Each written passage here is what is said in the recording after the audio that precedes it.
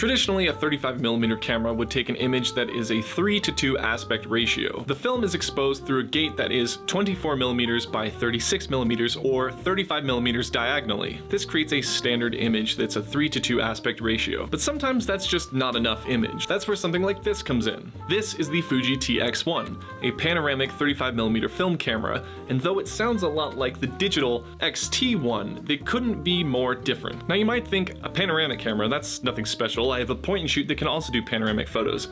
But this one does it a lot better. While yes, these point and shoot cameras can take panoramic photos, you're not getting any extra detail. In fact, you're losing detail because it's just cropping the top and bottom of the frame. Where what makes this camera unique is that it takes a photo that is twice the width of a normal 35mm image. So you end up with a massive negative with a lot more detail. But you might know this camera by a different name, the Hasselblad X-Pan. In 1998, Fujifilm collaborated with Hasselblad and created this camera, where theirs is more aptly named the X-Pan because it's a panoramic camera. This one is the TX1 because that's what they called it. But as I mentioned, this is a panoramic camera, and how that differs from something like this is that it takes a much wider image. One photo on this camera is twice the width of a photo on this camera. The resulting image is close to a 3:1 aspect ratio, but it's closer to like a 2.7:1. Another great feature of this camera is it doesn't just take panoramic photos, but it can also take single 35mm frame photos, which is great because these are some of the sharpest, nicest lenses I've ever used with any 35mm camera. Panoramic photos are perfect for capturing the expanse of a landscape, and